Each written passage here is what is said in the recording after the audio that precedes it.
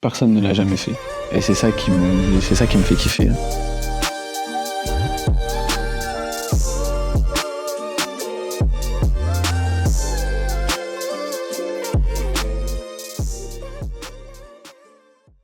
Moi, c'est Marvin Webb.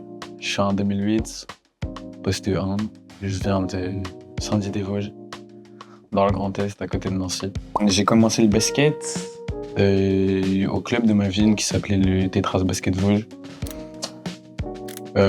C'est quand j'ai eu 3 ans et demi, quand je commençais un peu à marcher et tout. Et puis, pourquoi ? Parce que mon père, il est basketteur. Il a joué quand même assez bon niveau. Et donc, voilà, depuis tout petit, je suis dans le bain. Pour mon parcours, moi, j'ai commencé, donc, comme j'ai dit, au club de ma ville. Après, je suis parti au pôle d'espoir Lorraine. J'ai pas eu le même cursus que tout le monde parce que j'ai fait qu'1 an au pôle et après, je suis parti au centre de formation de Nanterre. Où là, j'ai fait un peu de U15, un peu de U18, je gradais un peu partout. Après 1 an à Nanterre, j'ai eu l'opportunité d'aller à Asvel parce que le mec, il a appelé mon père après plusieurs tournois que j'avais fait, notamment le 6, le chip, etc. En U15. Et donc, il lui a dit qu'il y avait une place qui s'était libérée sur le poste 1 U18. Et donc, c'est l'Asvel. En vrai, j'y ai foncé. En équipe de France U16, on a fini champion d'Europe. En vrai, être champion d'Europe, c'est inoubliable.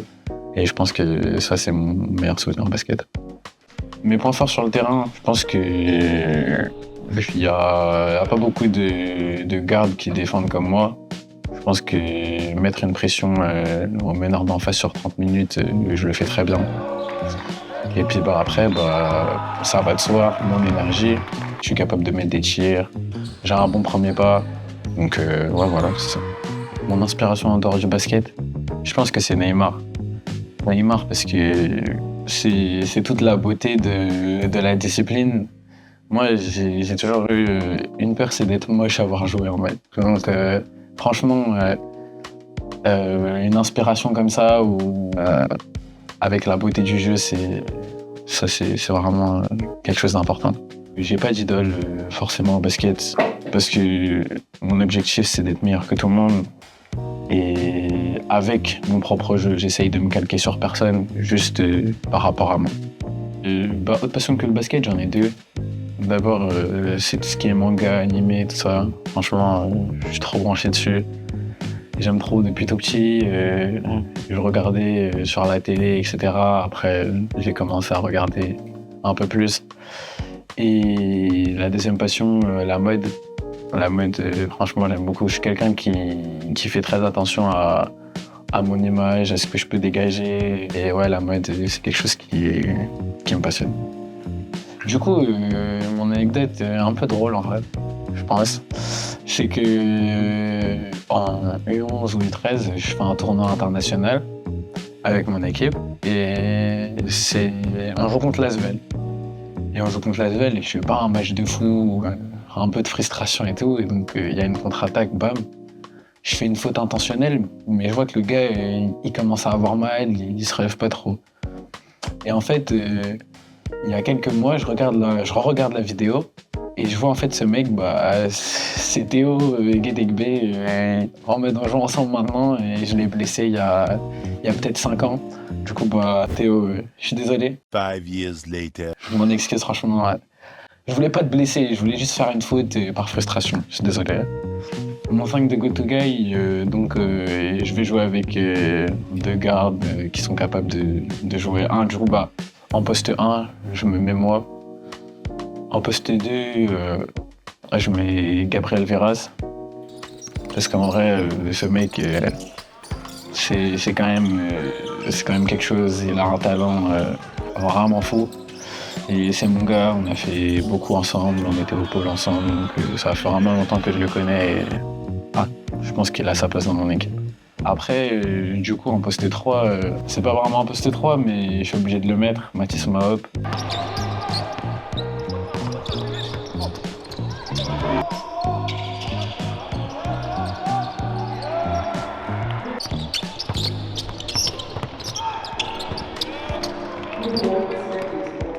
En vrai, lui aussi, c'est mon gars. En équipe de France U16, à Nanterre, on était ensemble.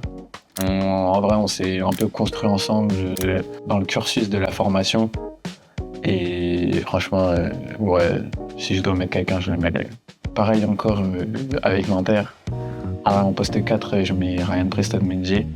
Parce qu'en vrai, lui, c'est vraiment mon gars sûr. C'est un mec, il m'a jamais gâché mes passes décisives. Toujours là à prendre les bons tirs, à mettre dedans. C'est un vrai shooter. Donc franchement, ouais, en poste 4, je le mets lui. Pour finir, en poste 5, bah, Nathan Kamta. Donc, je pense que dans sa génération, il n'y a pas beaucoup de mecs qui sont aussi dominants que lui. Offensivement, c'est un vrai talent. Et il est intelligent dans le jeu. Donc en vrai, c'est le poste 5. Voilà. En go-to-guy à faire découvrir, je pense que je mets Brian Ngoli. Parce que pareil que tous les mecs qui sont dans mon 5, lui aussi c'est mon frérot. Je le connais de l'Asvel, parce qu'on a fait notre première année ensemble. Et là il est parti à Fos-sur-Mer. Donc ouais, go-to-guy à faire découvrir, parce qu'en vrai c'est une bête physique. Il est super dominant, que ce soit dans la raquette, que ce soit sur des drives, etc. Donc je pense que lui, faut garder un œil sur lui. Mon objectif à court terme, genre dans 1 ou 2 ans, ce serait d'évoluer dans mon jeu par rapport à l'attaque. Parce qu'en soi, en défense, je suis bien. Mais en attaque, juste plus prendre confiance en moi, parce que je sais que je suis capable. Donc par rapport au jeu, c'est ouais, d'évoluer en attaque. Et puis après, bah, peut-être me retrouver dans un roster d'une équipe professionnelle, à m'entraîner avec des pros, à peut-être perf en espoir. Je sais pas exactement où je serai, mais en tout cas, être avec une équipe pro. À long terme, moi, mon objectif, qui a toujours été d'ailleurs, c'est faire l'unanimité. Parce qu'en soi, personne ne l'a jamais fait. Et c'est ça qui me fait kiffer. Et puis maintenant, je te laisse admirer.